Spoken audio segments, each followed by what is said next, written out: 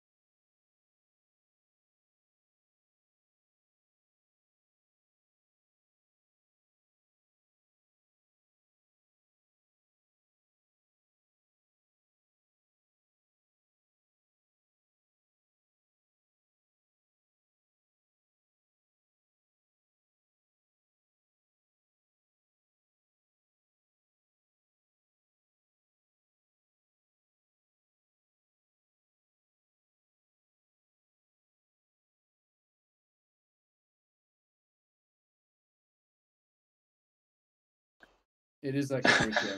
It's a brick All wall right. that's been like painted like a mural. All right, guys. Oh, all If right. you don't mind, Okay. welcome everybody to our Q&A for 2023. I think the last time we did an actual Q&A stream was when we actually started Polyhaven. I remember me and Rob did a Q&A stream, like to announce that we were merging the platforms together. So it's been a while. We should probably start with introductions because it's not just me and Rob anymore. No. You can switch to the wide. And then I am Greg. Me and Rob. I don't know where he is. Rob and I, we started like down there. the Havens together, Yeah. and Yeah. that's more or less what we still do. Rob still works on textures and scenes and models, and I still sometimes make HDRIs. But more or less, I just run the website and everything else. But the rest of the team, I think we've never actually introduced people. So start with the first one, Rico. Hey guys, yeah, I'm Rico, and I, yeah, I do a little bit of everything, and I've been with Polyhaven I mean, since the beginning of Polyhaven. Yeah. It's like we started least- 2021, basically. yeah, so it's been a 2 few years. years now, yeah, and yeah, it's been an amazing journey so far. Cool. I'm gonna quickly check on the chat that there's nobody having audio problems. Yeah, anybody- I hope so. I Not. unmuted and Okay. Cool. How about James? James, who the heck are you? What are you doing here? hello. If you're wondering why I'm in a different stream, I think Rob and we're in different. I'm in the same country, just in different city. And And I'm far away Yeah. in Europe. yeah, I'm James. I also joined, I think, around the start of Polyhaven. Most recently, just been doing the community project and then made it more focused on like the 3D model, as opposed to sort of everybody else's everything bucket that we do. Yeah. Cool. Daniel. Yo, okay, well, you already said my name. So I'm Dario. I was brought into Polyhaven to work on textures, well, learn a lot about textures and how to create PBR textures. And ever since joining, I've just involved in capturing PBR textures as well as processing them and reviewing PBR materials for the website. And I've been going for like a year, right? A little bit more than a year? More than a year. Year and More a than a half. year. You Almost 2 years. time's moving. Time flies. Time is moving. Yeah. And then Yandere. I'm pretty new. Hi, so I'm Yandere. Feel like I'm being interrogated. You Hi. I'm new to Polyhaven. I've joined about 6 months, so new but not new. New enough. 6, 7 a month. I'm a technical artist, so I worked in advertising and stuff like that before. I'm a Python coder and scripter. Yeah. Yandere does everything, more or less. Cool. I don't know, Rob, if you want to introduce yourself. I kind of did that for you, but you might as well. Sure. I'm Rob. Started Texture Haven a long time ago in 2018. Then teamed up later to make that because Greg runs AGRI Haven. And I'm still doing texture work, using it for my environment scenes. And that's pretty much what I do. I create courses. And having a lot of fun. And trying Cool. to find the direction of the textures. Yeah. Okay. Well, I think we might as well get right into the questions. We have some questions from Discord mainly, and a couple of other places. And then if anybody else has any questions in the meantime, anytime, this stream is going to be like an hour long, you're welcome to leave some questions in the chat and we will probably answer them. Okay, so first question is from Hope on Discord. He asks, what is the future for non-community projects like what happened with the Smuggler's Cove? That is a good question.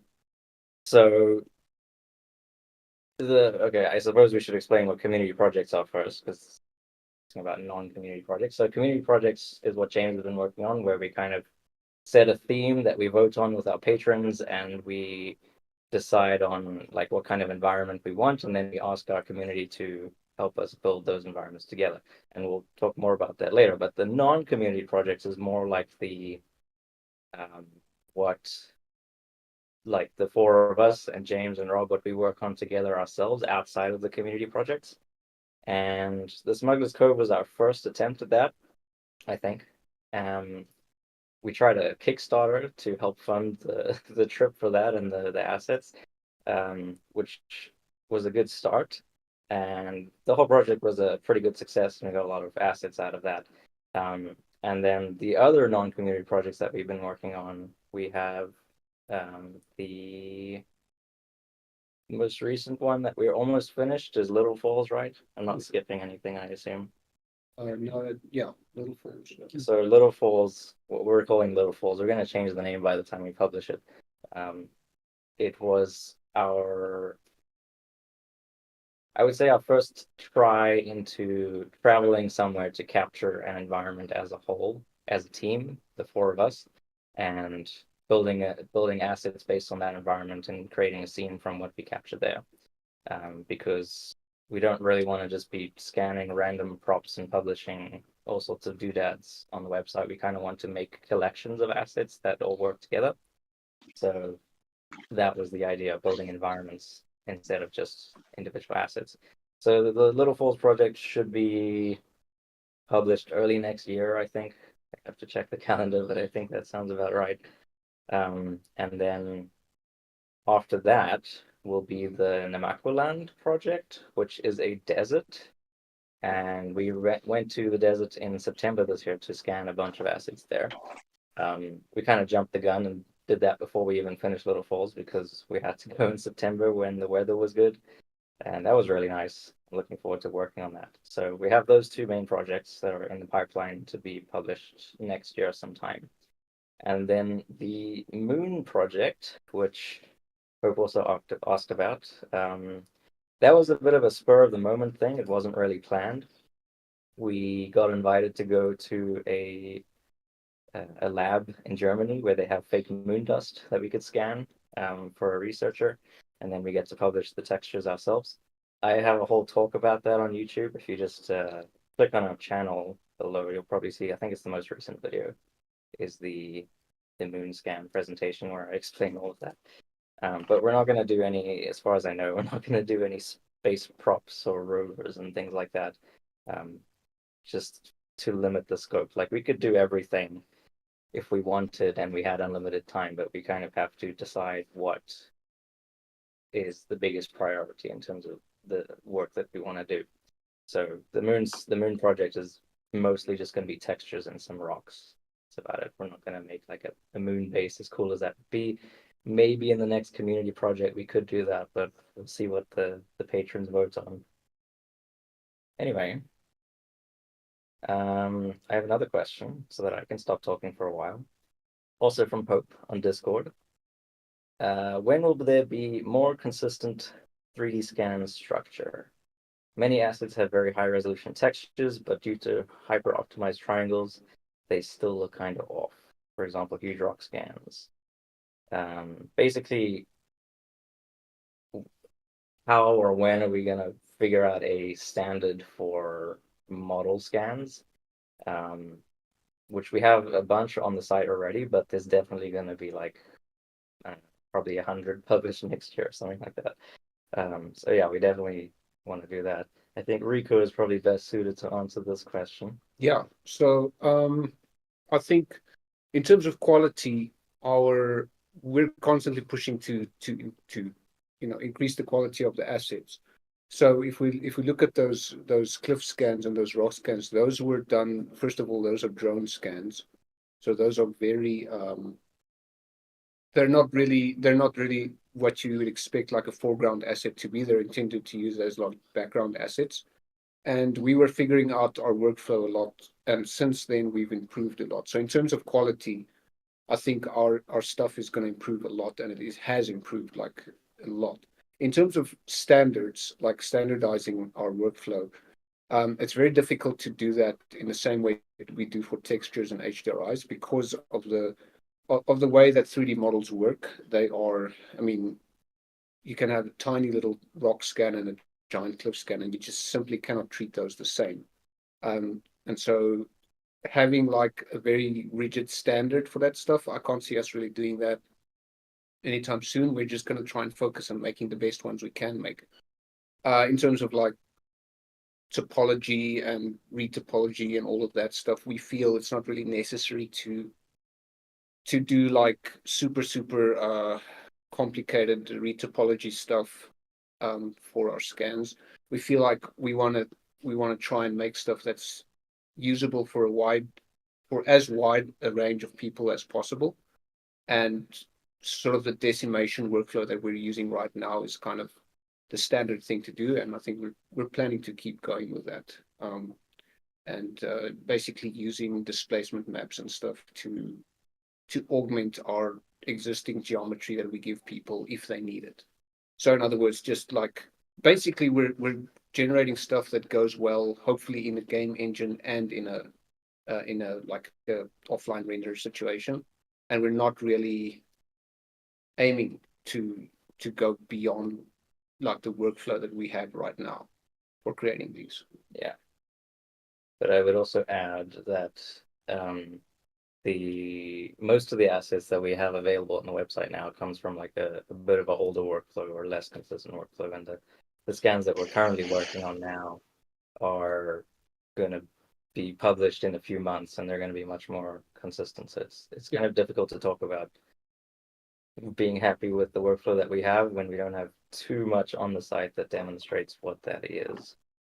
I think Yeah, I just wanna- James. I want to add that like I think we have had a couple of discussions sort of internally about about like cleaning up standards. I think we are, whether or not that's something that will open up to everybody or we have, but I think as for like people who want to donate like photo scan sets, I think I'd like to try and do is to have like maybe a list of suggestions. This asset is this kind of asset, it's this big, and therefore it's like suggestion for polycount be this, or text might be this, just so that there is some kind of because a lot of sometimes with like donated assets, the quality can vary, and especially from the technical side, the technical aspect of material, having some sort of information for people who want to make something specifically for polyhedron, at least they've got kind of information for you to take and use and just guide. I think Yeah. what Okay, accurate James, your audio is cutting out a bit. I Oh. think just try and I'll- speak more clearly. But Yeah. I think we've been 15 minutes. I don't want to spend the whole stream on this one question.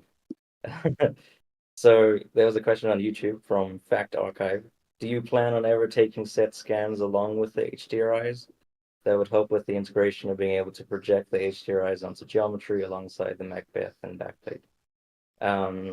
Plans, no, but I do like that idea. There's actually one on the site already that I can probably quickly look up from one of our contractors. I'm not sure if I'll be able to find it, but it's like an interior archways kind of environment, and the photographer Andreas, he scanned the area as well, and he published along, like next to the download button there's a link to download a bunch of extra content for that, which was pretty cool.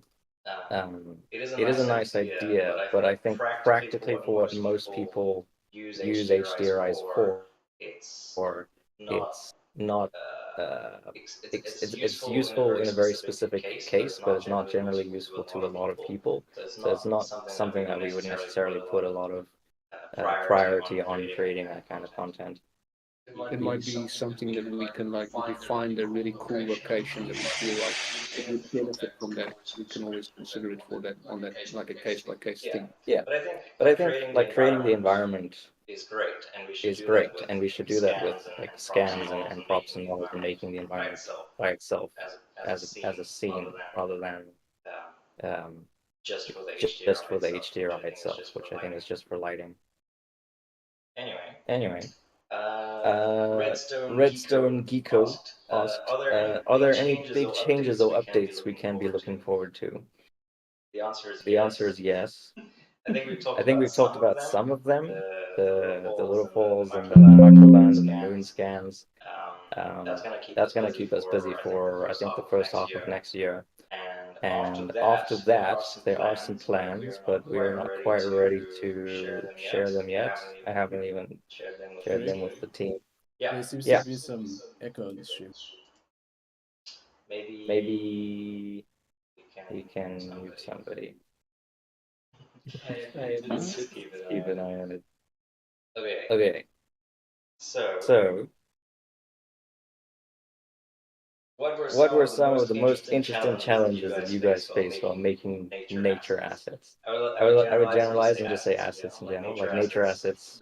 Rico can probably tell us, but if you guys have other challenges you'd like to talk about, go ahead. So real quick, nature assets. I wouldn't say it's necessarily a challenge. It was a fun experience to learn how to do like a bunch of nature stuff in geometry nodes. Like that's such a cool system. It's almost like it was built for this stuff. And I've been really enjoying exploring that. I got a lot of stuff from Rob, a lot of information from him, and because nature is so random, building stuff in geometry nodes that mimics nature is really, really difficult, but also a very interesting challenge. And I really enjoyed that. But yeah, for other assets, I'll let you guys, if you guys have anything, you can definitely mention it. I don't know. Any difficulties with anything? Everything is difficult. Yeah, like everything's kind of It's like challenges, right? Not difficulties, challenges. Yeah, like there's a few things we're working on technical side that's always fun. Like they saw the stuff in the moon scan probably, automation we were using and stuff like that. Right. So like those things as challenges, it's things that gets used to basically make jobs a bit easier. Yeah, I mean, broadly, what you're talking about is that we do a lot of custom builds of camera rigs and automated scanning systems and Yeah. things like that. So I mean, Like the there's challenges to that it's because a niche. Like, it's not a very big popular thing that many people do. That there's like established services and hardware and cameras that you can buy that do exactly what you want. You Yeah. kind of have to put together things that are meant for other purposes. like you can't just walk into a shop and buy a rig that just scans the surface for you.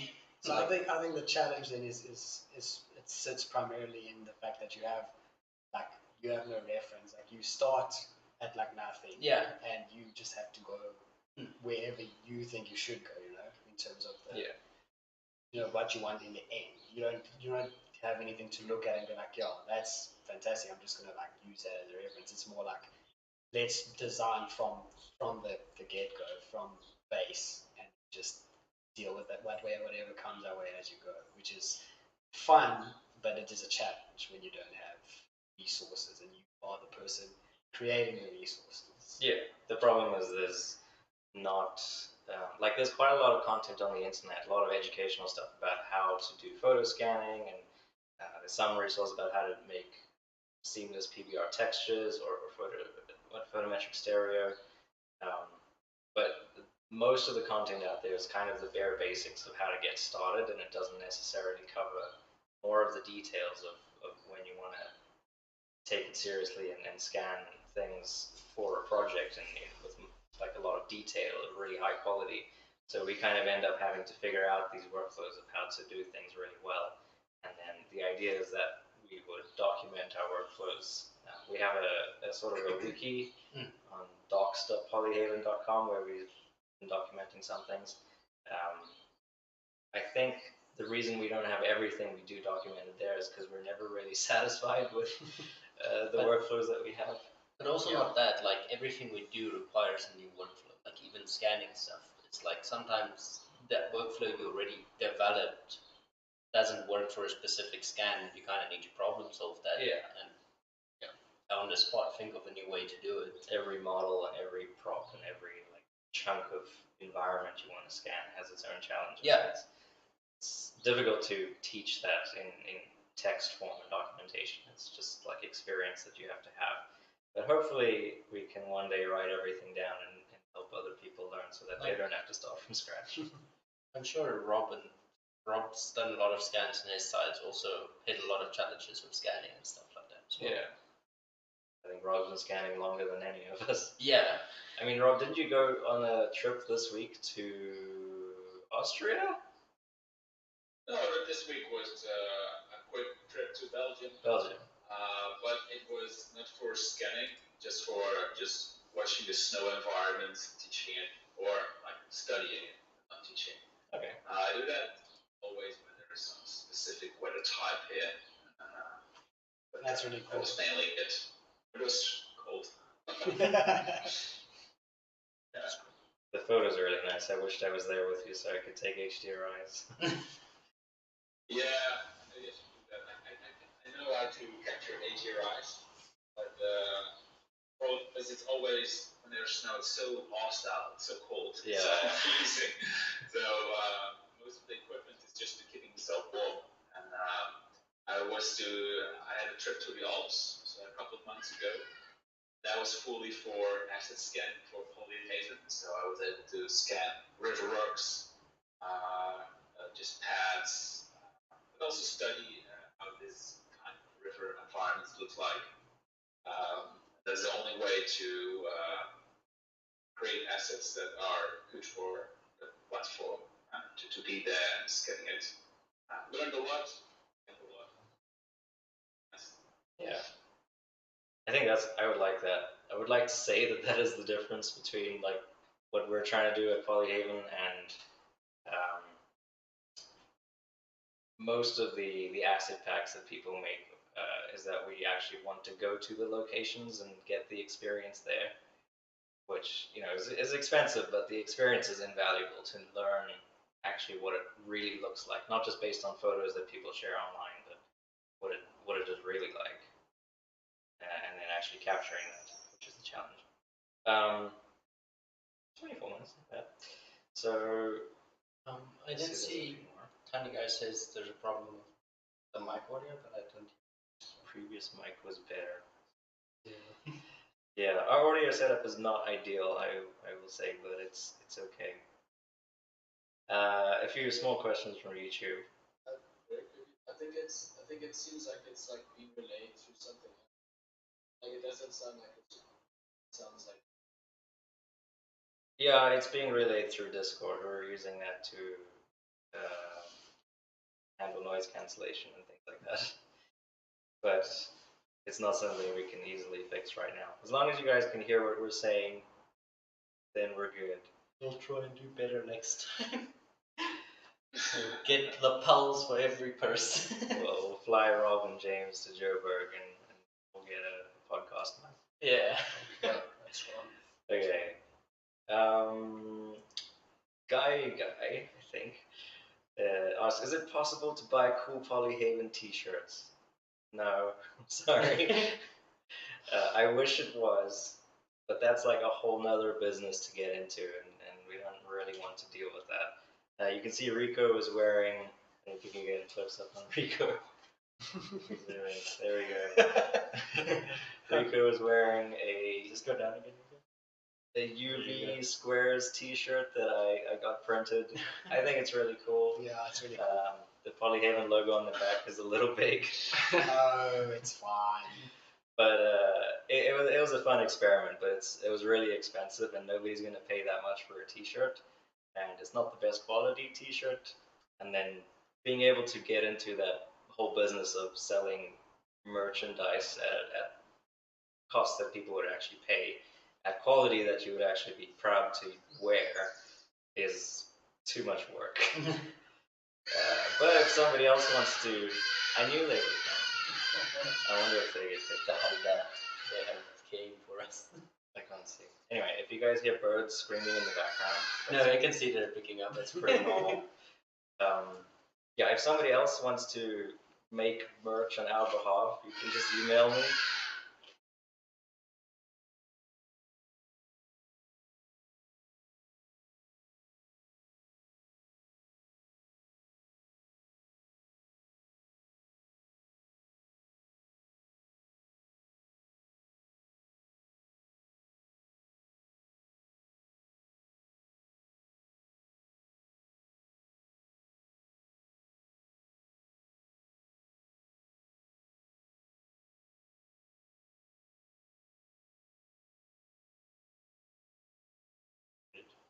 Can you guys hear us now? Weird. Yeah, I can hear. The stream was muted. I don't know for how long the stream was muted. But okay, I'll start the question again. Can Polyhaven scan human heads? This is from Hope on Discord as a part of a much longer question. But more or less he was asking about us publishing real people or potentially real people as assets on Polyhaven under the CC0 license. And it's a little complicated legally because CC0 just covers copyright, and the images of people, like human rights, you have human rights obviously, and you have more than just copyright. There's dignity rights and privacy rights and personality rights and a whole bunch of other things I don't really understand. But it's more complicated than just copyright, and this is what the kind of, there's the whole ongoing drama in Hollywood at the moment with actors getting scanned to be replaced digitally so that they don't have to act, they can just render a fake character for them for the rest of time, even after they're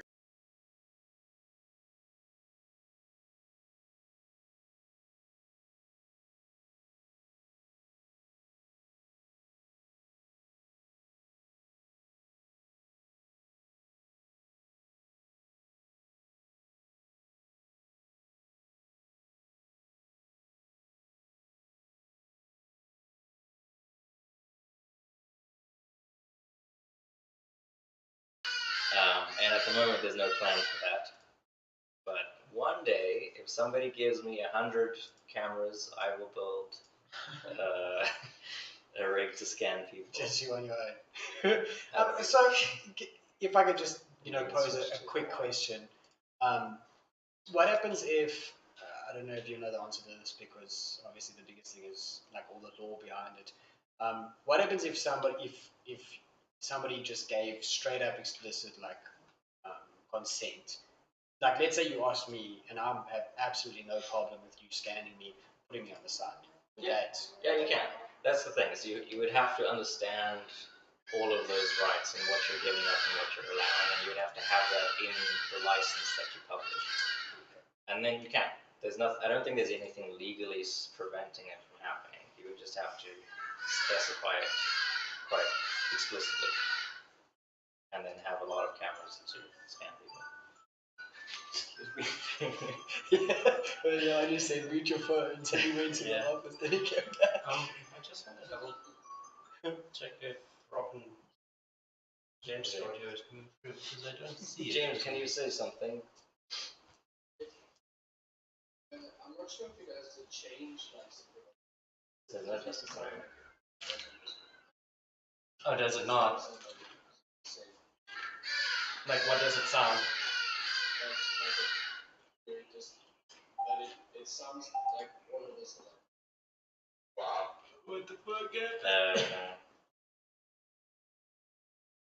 Should it switch audio inputs? At all? It might have.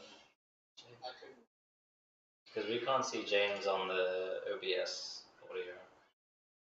Yeah, so I'm like, can I just speak? Try to turn it off and on again. Switch to the one and back. And then see if James is. Are you still in the call? I am. Sorry, give me 1 sec. I'm muted. Discord's audio output is going to the right place. Yeah, I'm used to that. No, that's not awesome. Well, in case. Because it's like switch to a webcam, there's like a very far away from us.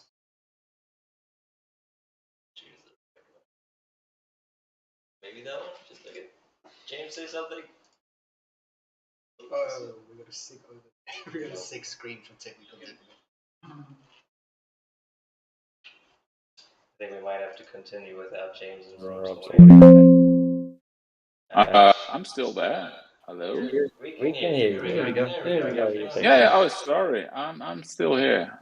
I fixed it. We're back. There we go. We were using the mic from the webcam. Yeah, it was using the webcam mic. I don't know how it changed. It changed. It's fine. Oh, now it's going to sound so much better. We set Does it sound set better? the expectations, yeah, and then exceed. I'm sorry about that, guys. Okay. Just No, that's Hardy died. Good. That Windows. Okay, we'll move on. Let's see. We have still half an hour left. That's plenty of time. We got a minute. Cool. We kind of talked about challenges and experience already. So, any plans from a question on Discord from Little Wolf? Little Wolf? Little Wolf? Yeah. Any plans to travel to exotic areas to collect assets? Good, I'm glad. Sorry. Plans to travel to exotic areas. Okay. Short term, no, because we're going to be spending the next like 7 months processing the things we already captured. Yeah. Never mind. Oh, Okay, here's something. sorry. So we don't have any actual solid plans to do that yet, but we do have plans for other things that we can't talk about yet, but travel to exotic areas, not quite. Other than the desert that we already went to, and then those assets are only going to come later next year. I think around mid next year, I'm not sure. All right. Here's some good questions for James and Rico. Are there any plans to add surface imperfection textures or stencil textures? Who wants to give it a go first? I'll go first. So we have to make a distinction. Well, okay, so surface imperfections, not in the near future, I don't think. But we have to make a few distinctions because we get what are called decals, and these things are technically also surface imperfections, but they tend to be like a full material with a normal map and whatever. And I think we've spoken about this quite a few times, and we're very interested in making those because they seem like something that's very, very useful. So maybe sooner rather than later, we might try and get into some of that. But then we have what's called atlases, which are we already make those. It's just an atlas is typically like if you think of a plant or something that it's just like the leaves and the the little twigs and the parts of the plant that those are the elements that make the actual asset. And we already do that. We just make the actual model as well and we ship it like that. So I don't think those are as interesting to us. And then in terms of surface imperfections, if you think of like alphas, like black and white maps, those are really useful, but I don't think we have plans to get into those anytime soon, as I said. So yeah, there's a few distinctions, and we have to be kind of specific when we talk about, when we're choosing what to talk about here. But so yes, decals, we're very interested in doing those. Yeah. You got anything to add, James? No, not really. I think stuff like decals that is include like bits of rubbish and trash and box stuff that you can scatter around the scene. Yeah. You generally could turn them into a little bit of a 3D model, but it'd be like very hacky and kind of not high quality, but it does the job. But yeah. Don't think we've discussed it, but I don't think we have. Go ahead. Yeah, I think we talked about atlases a bunch of times, and specifically for plants, we don't really see the point because the purpose of atlases is to make plants. So why don't we just make plants and publish plants? And if you want to make different plants, you can take the textures that we publish and make different plants. Like use the texture maps as an atlas, basically. That's the idea. But yeah, decals and surface imperfections, it's something we would like to do more of. We did actually say, I think last year I posted a post on Patreon about plans for this year, and atlases and decals were one of the things I wanted to work on, but we kind of got sidetracked working on the desert and the macro land and the moon project and the community project, and there's just a lot to do at the moment, and something new like that takes a bit of research and testing into deciding like how we want to actually publish these things in a way that's actually useful. But we'll see. The more environments we make, I think the clearer it will be what we would want to use them for. I do see a mole in chat. Said Atlas for ground clutter. Yeah, I think that's something that that for me that almost falls a little bit more under like a decal. Yeah. But like I said, these things are almost interchangeable in the way the terms are used. So that is something that I think we would definitely want to do. That'd be cool. Yeah, definitely. Cool. Going back to YouTube's chat, my scroll sometimes doesn't work. There we go. Dry leaves, paper, trash, etiquette. Yeah, that sort of things. Jay Seth, I wonder who that could be. Yo. Asks, will Polyhaven ever branch into computer generated assets? What do you mean? I think it means like procedural? substance, like yeah, Procedural, yeah. generation. So textures, no, but models, yes. So we do have a few kind of procedural models, all the geometry nodes assets. Mostly, I think it's mostly plants at the moment. Yeah.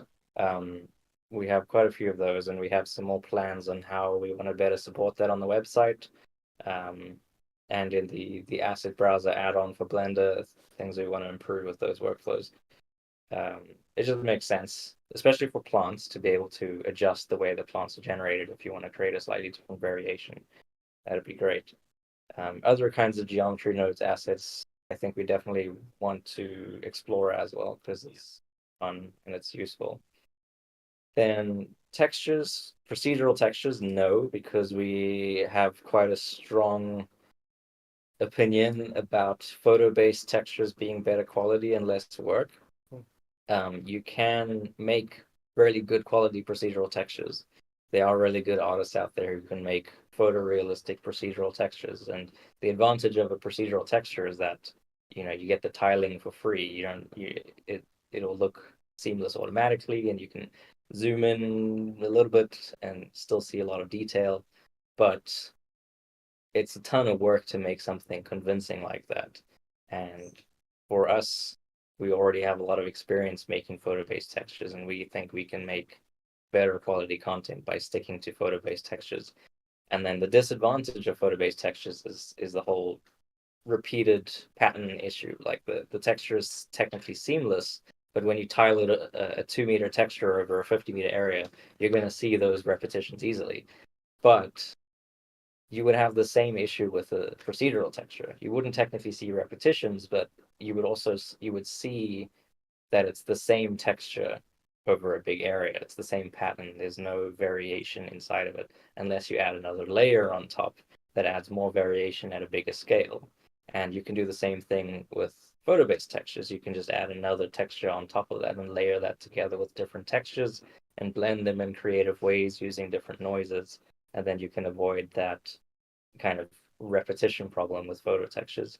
And I think there's a lot of good tutorials on the internet of how to do that. And if you're really interested in learning how to make convincing environments in Blender, Rob has some very good courses about that. I assume on the Blender Market, but you also have a website for that. Yeah, I think our textures really shine when they're used in that way. Like Yeah. Rob really demonstrated this with his work. The idea of using a single texture to cover the entire ground plane of your scene is really not the correct way of doing things. Most of the time you want to blend them around and do like interesting stuff with them and so on. And the reason why we're making scenes along with our asset packs now, the collections. If you go to Polyhaven, you might not have seen it before, but at the top of the website, if you hover over assets, there's a collections button where we kind of grouping different assets together and building a scene around that. And the point of the scene is to show what you can do with the content, to show how to use the content creatively in different ways together so that you can get good results. And then also to have a cool demo scene that people can play with and learn from. I also want to add, I think another good use for the scene itself is that we are involved in how they get used. I think it's very easy to get so focused on making the stuff that if you never really practice how you use them, you might be doing stuff that isn't necessarily useful. Yep, for sure. Yeah. Cool. Another question from J Seth on YouTube. Do you ever wish that you could know when your assets are being used in big projects, i.e., big games and animations? Yes. Be great. I mean, we do notice them sometimes, and sometimes people tell us, they mention us on social media and point out them. It would be nice to see more of that. I know our stuff is used a lot everywhere. We've But- had a few moments where we're like, That's Yeah. mine. Yeah. Yeah, and that's very satisfying. Like a big part of our motivation is seeing what people do with the stuff that we make. It's quite fun. So if you guys do things with our assets, please share it with us. Always nice to see those amazing things you guys actually make. Yeah. See where the effort is going. Yeah. But our main audience is more like the smaller artist or designer. I don't think like the big studios are into us, so we're trying to serve the community with what we're doing. So I see a lot of designs where on ArtStation where our textures are being used, and I'm really happy to see that, because that's why we're doing this, to help everyone who can't afford a subscription on one of the paid forums. So for me, it's not that important that I can see the textures in like a good game or a movie, but that there is a large group of students, users trying to learn 3D that have the availability to use our content on Polyhaven to make their dream reality. That is very important, and that's why I'm doing it. And I think we all try to do that. So yeah, these tiny things, these small things, makes me happy a lot. Yeah. Absolutely. Okay, question from YouTube. What happened from Jackie? What happened with the modular building kit? There was quite a lot of talk about it on Discord. Was any resolution reached? Wow. Can't read. James. So with that, yeah, I think I'll try and keep it short. Like, I think if we're going to support modular buildings, and I think we really should, I think we need to do it properly, and we need to have a very rigid standards on how they should work, just so that if somebody wants to build something like some sort of procedural tool for buildings and stuff like that, it's all it'll work and be consistent with itself. So I think with the assets currently, I put them on hold from publishing to just finish the Hidden Alley. But the sort of consensus that I have right now with them is that they should sort of fit maybe just in as like a 3x3 meter like grid pattern. I think that'll be the easiest to use for everybody. It solves a lot of problems with regards to like texture tiling and all of those other things that so someone doesn't have to like set up a procedural shader. So I think definitely if you guys have opinions on how they should be done for maybe your use case for games or for film and that kind of stuff, I'd really love to hear you suggest the standards or how it should be and how technical should it be. But yeah, I do want to sort of just quickly differentiate the difference between modular assets and like Kitpassion, because these modular ones should really fit like Lego. You shouldn't see texture transitions between the pieces. Yeah, whereas Kitbashing is more forgivable for stuff that you can just stick and intersect geometry and it'll look good. I do want these to be a lot more Lego sort of oriented. Needs to. But yeah, if you guys have opinions, please do share. We'll take them all into consideration. Cool. So yeah, there's still people complaining about your audio, James. I heard most of that, but towards the end you cut out a little bit. I think just talk close to the mic. That, or you can just make your audio in Discord a bit more sensitive, and you should be fine. Yeah. Okay. Changing topics a little bit. Kuti asked on Discord, what plans are there for the website layout?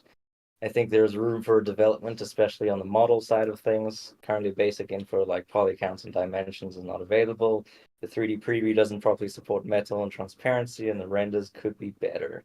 The way the models are presented on the community project posts, for example, look a lot nicer. Yeah, so website layout is my job.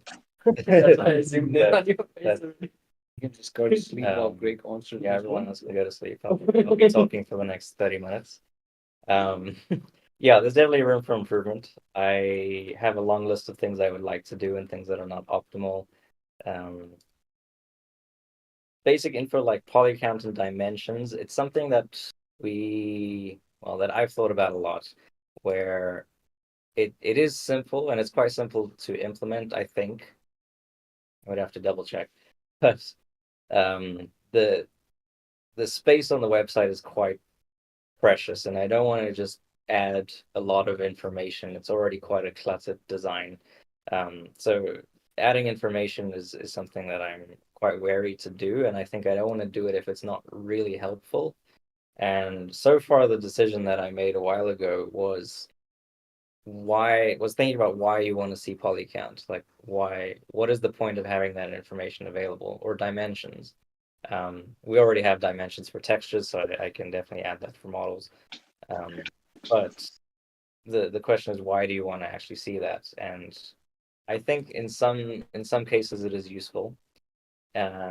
But there's the 3D preview that you can go and look at the triangle count and see how dense the mesh is. I don't think it'll tell you the exact triangle count, but it will show you an idea of how many triangles there are. But maybe that doesn't answer your question. So if you have a good use case for why you want to see that information, then just message me on Discord and explain it. And if you have a convincing argument, then I'll probably add it in. I don't think it would be too difficult to implement. The 3D preview not supporting metal and transparency, that's pretty normal.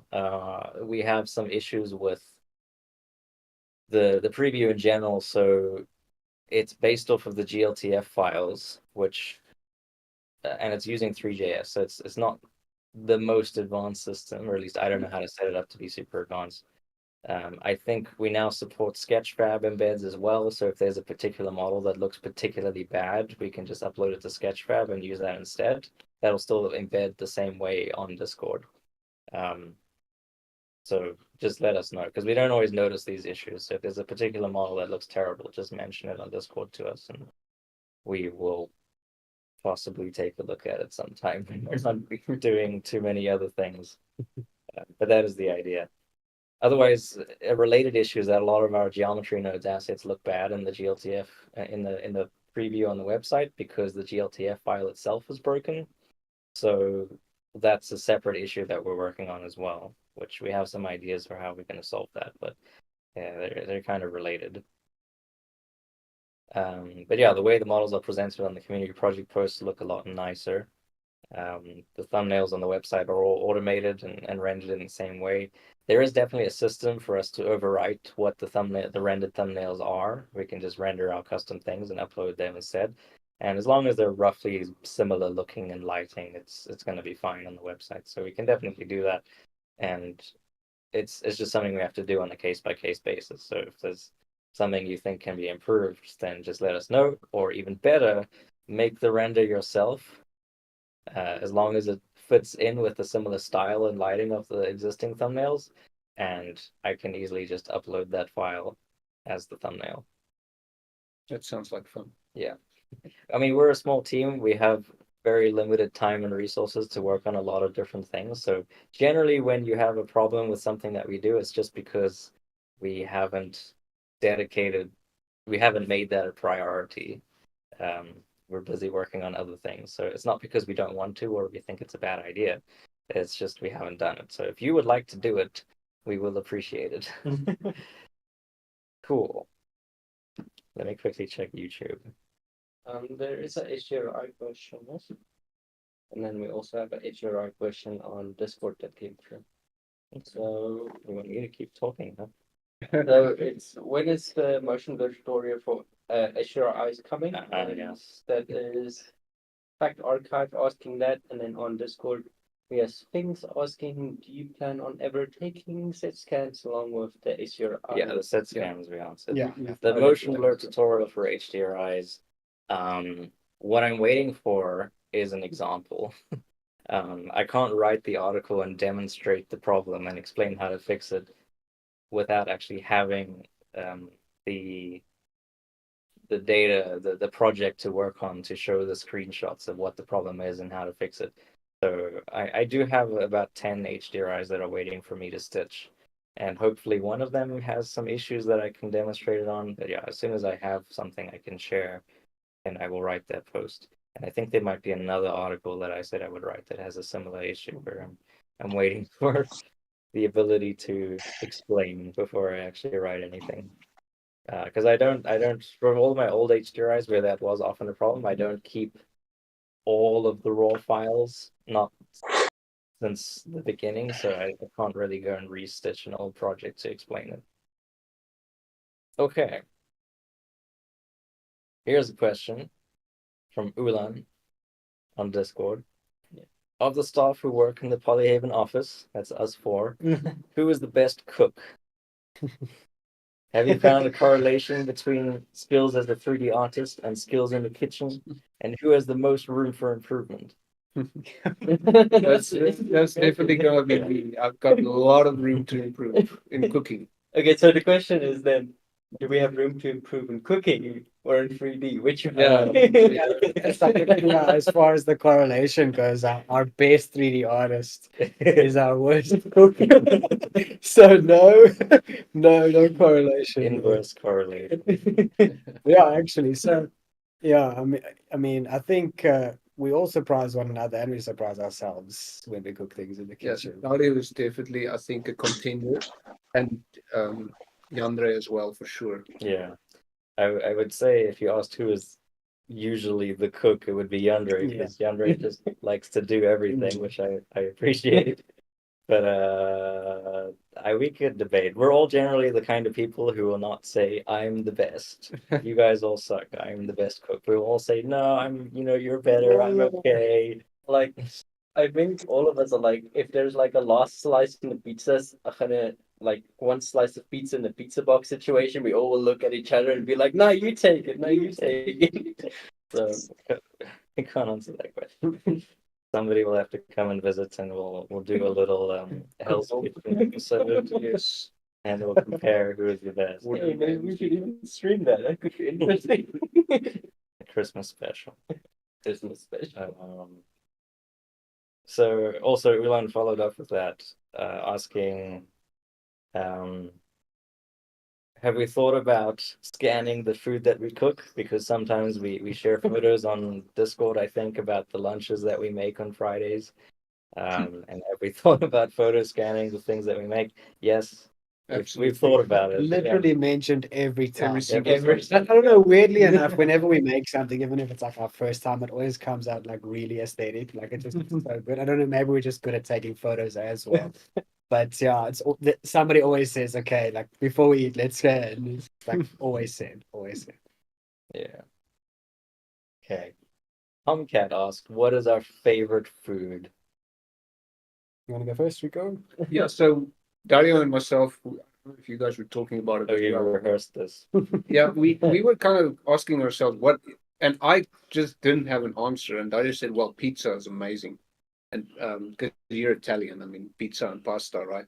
And I was like, yeah, pizza. I'm going to take that. Sounds really generic and whatever, but that's true. Like, pizza is amazing. So, Yeah, for me, I think up until recently, I would have said pizza, but I was like contemplating between pizza and pasta, and I think recently, pasta definitely reigns supreme for me in every scenario. right. How about you guys? Very stereotypical. Yeah, should I say something super niche, like some specialty quiche? Or Barney worms. Oh my gosh. Oh, hell yeah. No.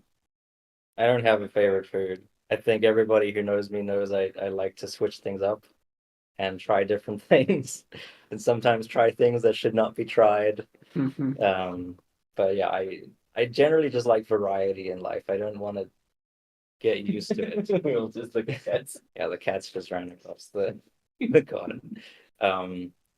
I love pizza. I love pasta. I love everything except seafood. And I'll get bored of anything. Ooh, Unbelievable. What about you, Yandre? I'm very much same as Greg. Like I kind of like to experience new foods. Sometimes Greg does experience some weird foods that he suggests. I will, will say that we've had some interesting things. But like I'm also like just like food. So whichever food there is, yeah, I'm willing to try whatever. Like James even said in Bonnie Worms, like I'm willing to try that. Yeah, Like that's hardcore. yeah. What about you, James? It's a hard question. No, it is. It really is so What happens if difficult. you were on your deathbed or you I- knew you were gonna die and it's like last meal? Like, I what are you think- picking? I think I'm gonna have to just say like a really nicely done steak, like very simple. Nice. It's not maybe like the I'm gonna say my favorite food. I wouldn't eat that every day. That seafood I could eat every single day. But I think it's a food that's like, okay, cool. If I really want to treat myself, that's what I'd go for. And what about Rob? Oh. Asian food, Indian food, vindaloo. It need to be hot and tasty. Curry Wow. is great. Yeah. Cool. So I have a question now. How does that guy know about the wasabi milkshake? Because I see someone posted it. That was Taru. Oh, Was it you? no, he's sitting there. It's probably Jay. Our sins have been exposed. We made a An We- abomination. yeah, it was abomination. We had some wasabi peanuts that none of us really liked, and we kind of decided to. Okay, I kind of decided to try and make a milkshake out of It it. was type of kind of like a group effort. Like everyone did come together to crush the wasabi. Yeah, nuts but let's be and honest, everything. most of us knew it would be bad. We weren't trying hard enough to stop you, though. Yeah, we always do those things where you're like, this is a dumb idea, but I'm gonna just do it. I don't know. I guess it you was have to. one of the worst things I've ever tasted. Any more questions? Yeah, there's questions. So, the real questions this time. Oh, Oh, those are fake. those are fake questions. I'm sorry. It's not about scanning, so they don't count. They are asking, is it hot? I'm guessing you're talking about the wasabi milkshake. It's complicated. It was a spice. It was disgusting. That's There was a bit of a burn at the end. That's Yeah. a very strong. Wasabi is a very strong. If you could make it to the end. Very strong. You Like- can make it. Like it was very nutsy, but also just chunky. No, Yeah, disgusting. Okay, I don't want to think about that anymore. So Abhishek, I hope I'm pronouncing that, Singh from YouTube. He asked a while ago, I think, is there any way we can also contribute our assets? Yes, on the Polyhaven website, if you scroll all the way down to the bottom of any page, on the right side, there's a contribute link, and you can read there about how to contribute assets that you've made. We would appreciate it. A lot of our models are now come from the community, just because models take a really long time for anybody to make. So we generally don't make that many of them ourselves. And a lot of the content then is donated mainly through the community projects, but also just all the time, which is really nice.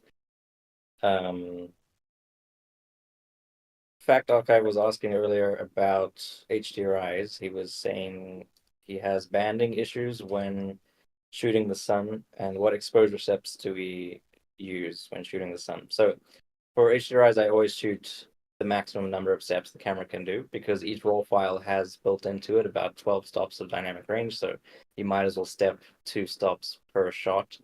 And the reason you're getting banding isn't got nothing to do with the steps. It's the fact that your images are not linear. If your images are not linear, then the exposure adjustment between them is going to look.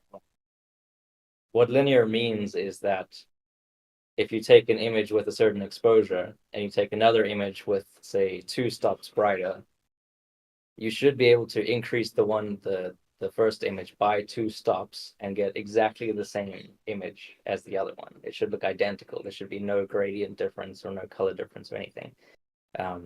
And you should be able to extrapolate that to any number of stops different. You should take a photo that's super dark and take a photo that's quite bright, as long as it's not overexposed, let's say 10 stops different.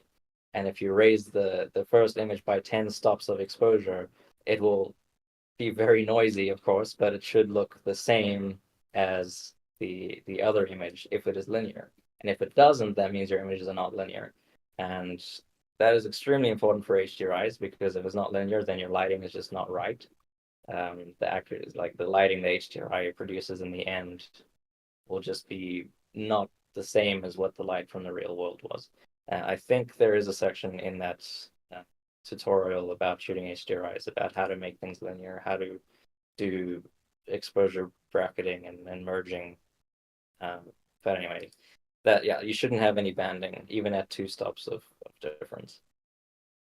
So, Jack Liu asked, any mobile scanning app you guys liked? No. No. From all of those. I've seen the best mobile scanning apps I have seen are on iPhones, where they use the LiDAR and they scan, and it still looks really bad. So the thing is, the mobile doesn't have very good cameras. Like, you can make nice looking pictures, but the actual raw data from the camera is not that great. The software on the phone will make it look pretty and make a nice looking photo. But if you take away all that crap that makes it look pretty, the actual raw data is not very good. And that's purely because the size of the sensor is tiny. So generally, no. Plus, if it's processing the scan on the device itself, you have very limited processing power. And then if you're uploading the photos to some cloud service that does the processing for you, they have their budgets of how much power you're allowed to use. So they keep the poly counts low, and they do all sorts of automatic processing to smooth things out. And it just always looks terrible. So nothing really beats DSLR, raw files, and reality capture or mesh. What's it called? Metashape. Yeah. And just like throwing hundreds of gigabytes of data at your computer and letting it cook for literally almost the whole day. And then you get billions of triangles, but it looks amazing. Okay. The shouting asked on Discord about the lunar regolith texture, that it's extremely unique and interesting. There isn't really a question about that, but it is extremely unique and interesting. And if anybody's interested, just check on our YouTube channel, the most recent video, where I talk about that, and it's quite cool. So he also asked, what is the typical process to find other sources for HDRIs and textures? What about those locations that are not normally open to the public? Generally, we can't shoot anywhere we're not allowed to shoot. We don't tend to break the rules or violate other people's rights, and we don't trespass or anything like that, because that's rude. And Yeah. you wouldn't want somebody else coming onto your property and taking photos of your stuff, so we don't do that either. Generally, we'll get permission to shoot everywhere we can. And then places that are not open to the public, what that means is you have to find who has the authority to let you shoot there. And then you ask them, can I shoot there? And usually the answer is yes. So you just have to find out. And I guess that's technically not open to the public. Otherwise, what's the likelihood of getting an HDRI from the lunar surface? I'm not going to say it's 0. If you buy me a rocket, I will go to the moon. And a lunar lander. Yeah, I need the lander as well, and preferably something to get back home. But at some point in the past, we spoke about like space HDRIs. I think there was a bit of a joking question at the time that somebody had asked about like, why don't we have these or whatever. I think it came from maybe not really understanding how difficult that would be. So I think at some point we were speaking about what it would be like to stitch NASA's imagery together to create sort of HDRIs, and the pitfalls of that kind of a process, though. Yeah, I mean, I did actually try that once. There is a 16K HDRI from NASA already that you can already use. The quality of it is kind of okay for using it as a normal night sky that's not like very bright. But if you try and increase the exposure of that, you can see there's quite a few artifacts. And I was trying to fix that at one point, but I couldn't really do it because that's also public domain and we could publish that. But I don't really want to just steal other people's public domain content and publish that on Polyhaven. That's kind of weird. I think you should only publish the things that we make and that other people give us to publish. We are just over an hour, so we should start wrapping things up. Questions on that side? I think Jace's question might be a nice, wholesome one. Which one? Jace asks, do you guys have any assets that stick out as your favorite? And the Luna doesn't count. Favorite assets? That's a good question. Yeah. I've already got one. Tell me. I definitely have one. You know all your favorites. Jeez. Yeah, I don't be indecisive. Like for me, it's gonna be a photo scanned asset, obviously, because we've come so far from where we started and just refining our scanning process.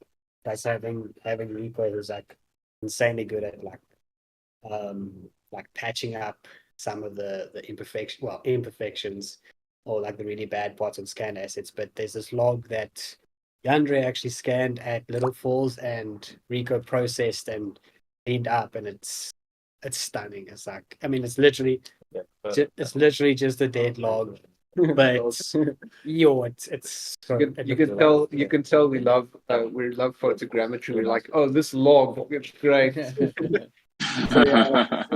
people like, people collect like seashells and shiny rocks. We're just like, wow. Yeah. Is it that one? Is that the log? I'll show you guys now. Okay, we have a screenshot of the log because it's not uploaded yet. Hey. No, I think that's a work in progress shot, but yeah, that was. So you guys look at the screen, you'll see it on the right side there. Yeah, it's on the. Oh, it's on the right of the It's screen. on the right of the screen there. Yeah. So that's the log. It looks really nice. I think also for An me, aesthetic it's log. like the biggest thing about it is it's like, I don't think people quite picture the kind of like process of actually capturing the log and like processing it. Like, it was not in an easy spot. Yandre had to really do some crazy mountain goat style things just to like get it. So I think like if I also know a bit about the process behind it and how it was captured, I also have like a much bigger appreciation for the outcome. If somebody had to like climb a mountain or whatever to scan something, I just understand the kind of hardship it is to do that. That's also why I really dig it. Yeah, I think when I was looking at that scan for the first time in reality capture, I was like, damn, I don't think this is gonna work out. Like, it was too messy. There was too much other stuff. Just because of, like you said, the place where it was captured, but it came out great. So I'm really happy with that. Nice log. There's a nice log. I will say though, like, it was actually insane to some regard because like we like when I started processing it, it was like not working correctly. So let me fix that. There you go.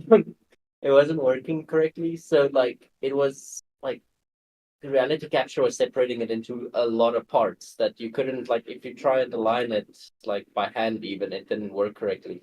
And then a month later, reality capture dropped like an update that just like perfectly rebuilt this thing, and it was amazing. It was like, yes, so good. Like, it was so satisfying.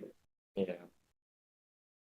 So I just want to say my favorite asset really quickly is actually one that James did recently, which is the electric poles. Wow. Just to me, like, the amount of effort you put into that one was just like, it's also not like the log. It's kind of a simple thing, but the amount of detail and attention to detail and everything was just impressive to me. I appreciate it. Yeah. I saw a question earlier on YouTube. I think Jace as well. Jace has been stalking us. Jace actually works with us, makes HDRI. Yeah, he's asking some good questions there, some leading questions. He was asking if we're going to do live streams more often, or if this is a once every 3 years kind of a deal. So I would like to do live streams. more. Yeah, we've all talked Yeah. about it. We would like to do things more often. We haven't Like, for the priority reasons Yeah. generally. We're just doing other things and it's not something we've put a lot of effort into, but it is something we're all interested in doing. So you guys have to tell us if it's something that you enjoy, if we should do it more often, what other kind of live streams we should do, because we can't just do Q&As forever. That's Yeah. not interesting. But yeah, like I'm also sure we like if this is I'm sure some people would like to see it, but maybe live streaming, like I know James did live stream like working on the Ali project and stuff, but I don't know if that's worth streaming to YouTube as well. If you guys think it is, then maybe we can look into that and do stuff like that. Yeah. okay. So I think let's do one more question and then wrap things up. You guys don't want to show any of the projects you did Ali stuff? No, I think Like, we've talked about most of the things, and if people are interested in looking at what those are, we've got a lot of posts on social media and on Discord and on our devlogs. So on blog.polyhaven.com, we have devlogs we write every 2 months about the stuff we're working on, and there you can see sneak peeks of all the different things we're doing. So last question, I guess, for me and Rob is what motivated you to create Polyhaven? So for me, things started out with HDRI Haven. I think I started that in 2015 or so. And that started with just me making HDRIs and selling them. I think I'm not going to go into the whole backstory. The talk I did at the Blender conference in 2022 kind of explains the whole backstory about how Polyhaven started. That's on YouTube. If you just look up Polyhaven Blender conference, you'll find it.